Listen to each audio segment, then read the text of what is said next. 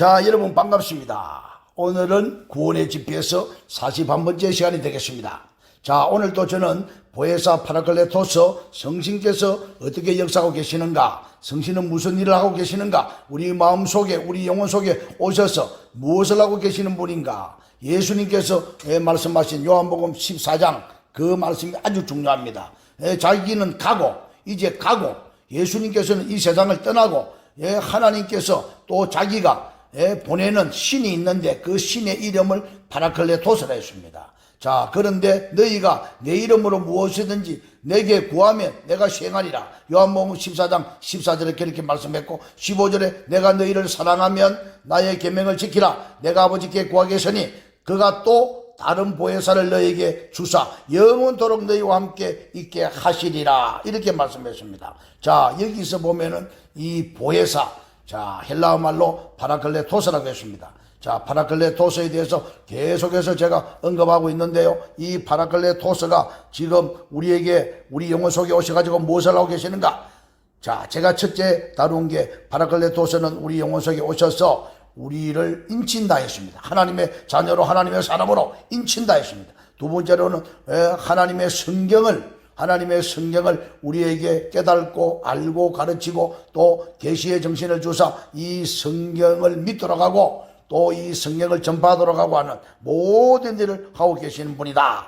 그렇게 말씀했습니다. 그 다음에 세 번째로는 파라클레토스가 또 이제 하나님의 교회를 설립하고 그 교회에 우리가 일원들로서 또 우리가 교회의 지체들로서 살아갈 수 있도록 그렇게 하고 있는 분이다. 그래서 예수님께서 말씀하시기를 음부의 권세가 이기지 못한다. 자, 내가 이 반석 위에 내 교회를 세우리니 음부의 권세가 이기지 못하리라. 예수님께서 그렇게 말씀하셨어요. 그 내용들, 그 다음에 네 번째로는 자, 보혜사 성신께서 우리 영혼 우리 마음속에 오셔가지고 하시는 일이 또 하나가 있는데 그거는 바로 그리스도의 탄생을 통해서 우리가 부활의 자녀로 나타날 수 있도록 하나님의 자녀로 나타날 수 있도록 그렇게 지금 계속해서 역사하고 계신다. 그렇게 말씀을 드렸습니다. 자, 오늘은 구원의 집에서 41번째 시간으로서 이제 보혜사 성신께서는 또 무슨 일을 하고 계시는가? 그 다섯 번째 큰 주제인데 전체 주제에서 제가 보혜사 파라클레토스지만은 요 단원에서 이제 또 제가 제목을 정했습니다. 꼴값하는 성도가 되라. 꼴값하는 성도다. 이건 무슨 말이냐?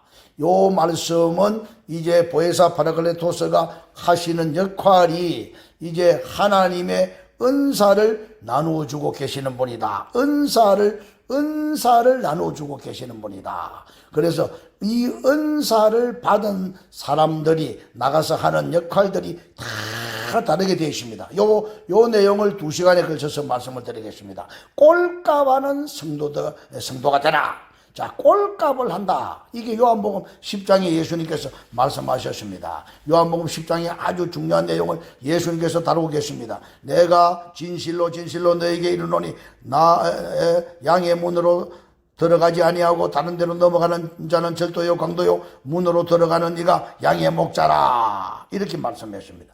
자, 예수님께서 내가 양을 인도하는 양의 문이자 또 선한 목자라 이렇게 말씀하고 있는데요. 요한복음 10장 9절에 가면은 예수님께서 이런 말씀을 하고 계십니다. 내가 문이니 누구든지 나로 말미암아 들어가면 구원을 얻고 또는 들어가며 나오며 꼴을 얻으리라. 자, 여기서 아주 중요한 역할을 하고 계시죠. 예수님께서 선한 목자로서 크게 두 가지 역할을 하고 있는 것을 볼 수 있습니다. 자, 나는 문이다 했습니다. 나는 양의 문이다. 그리고 그 양들이 들어가며 나오며 꼴을 얻도록 하는 목자다. 이렇게 말씀하고 있습니다. 자, 예수님은 양의 문이자 또 우리에게 꼴을 먹이시는 목자이십니다. 자, 이 문을 통과해야 구원을 받고 이 문을 통과하지 않으면 구원을 못 받습니다.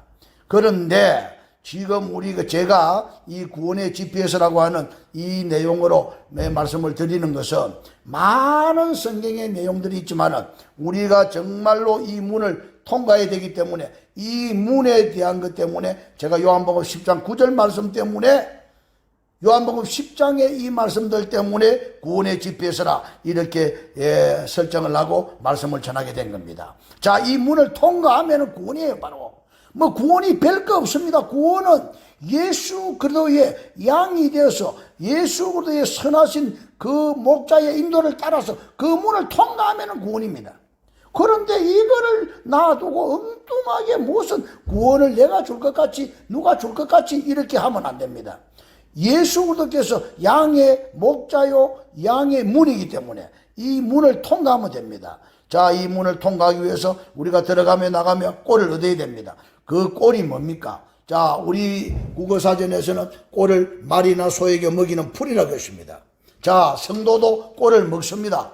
자, 우리가 밥을 먹으면 밥값을 해야 되듯이 꼴을 먹은 성도는 꼴값을 해야 됩니다. 꼴값을 못하면 어떻게 됩니까?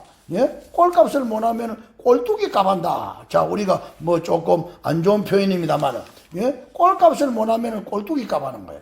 자, 성도는 보혜사 파라클레토스를 받으면은요, 그 은사가 나와야 됩니다. 그 은사가 여러 가지가 있습니다. 직임과 직책과 임무와 사명과 이런 것을 다 일컬어서 은사랍니다.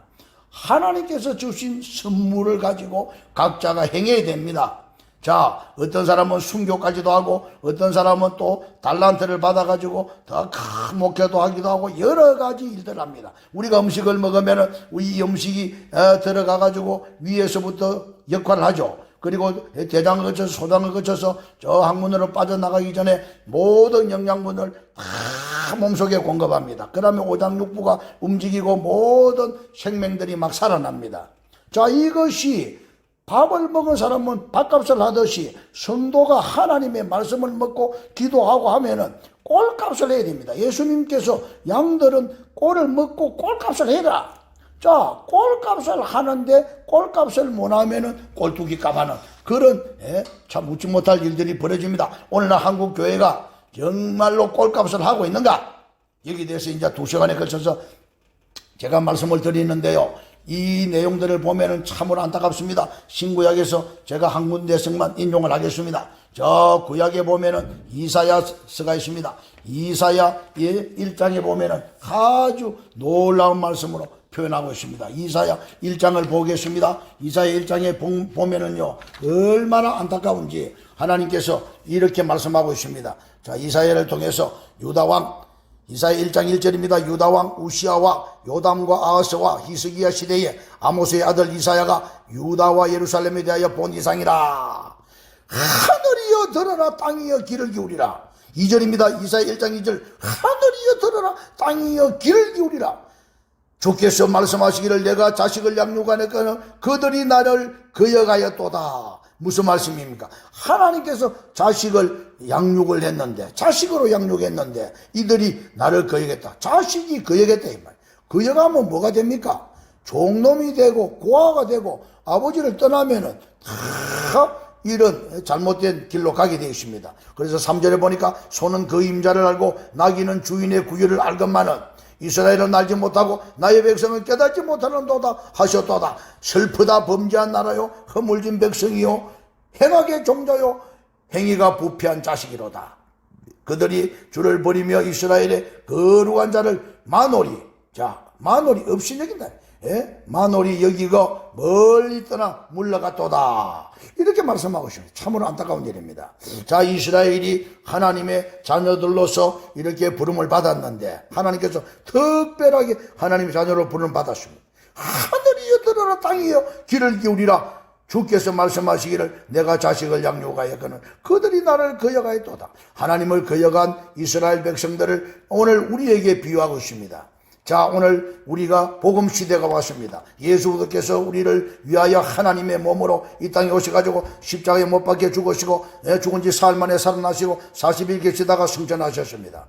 이것을 다 오늘 성경의 사도들이 기록하여 우리에게 말씀하고 있는데 이 복음 시대에 아직도 율법으로 행하는 모습들이 너무도 많습니다. 수많은 사람들이 율법에 젖어가지고 율법으로 예수 그리스도의 복음을 전할 생각을 안 하고 엉뚱한 시간을 보내가셨습니다. 예수가 나의 생명이고 나의 길이요 진리요 생명이 되십니다. 오늘 우리가 또 신약에 와서 한 군데 보겠습니다. 빌립보 3장을 보겠습니다. 정말로 빌립보 3장 1절 이하에 정말로 나의 형제들아 주 안에서 기뻐하라. 너희에게 같은 말을 쓰는 것이 내게는 수고로였고 너희에게는 안전하니라. 개들을 삼가고 행하가는 자들을 삼가고 손할례당을 삼가고 하나님의 성신으로 봉사하며 그래도 예수로 자랑하고 육체를 신뢰하지 아니하는 우리가 참 할례당이라. 이렇게 말씀했습니다. 그런데 놀랍게도 이제 빌립보 3장 18절에 보니까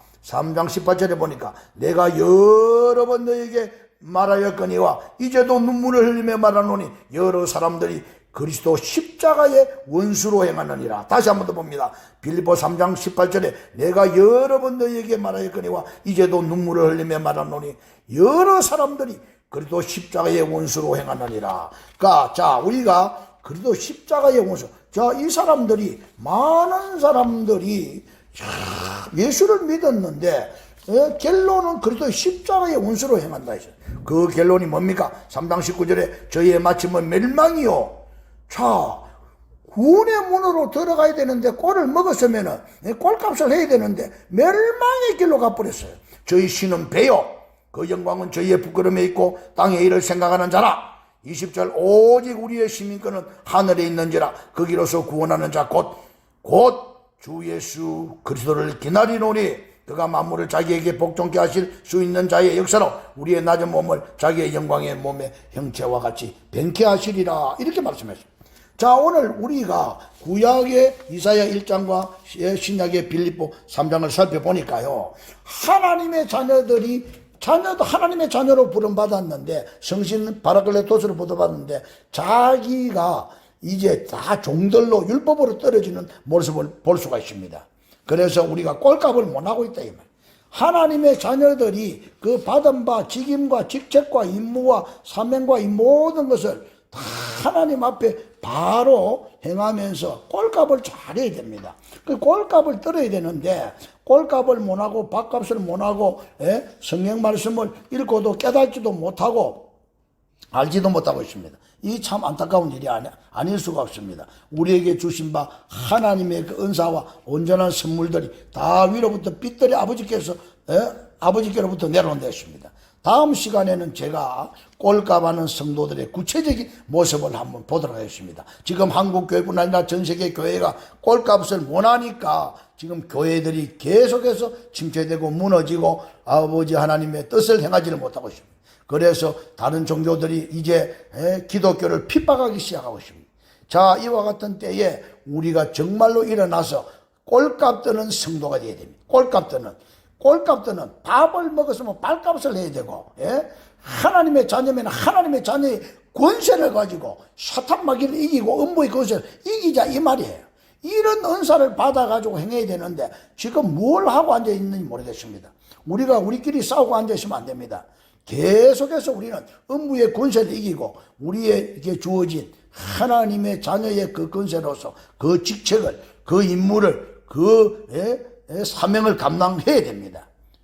그런 사람들이 되기를 바랍니다. 오늘 꼴값하는 성도가 되라, 이런 주제로 첫 번째 하나님의 은사에 대한 말씀을 드렸습니다. 다음 시간에 뵙겠습니다. 감사합니다.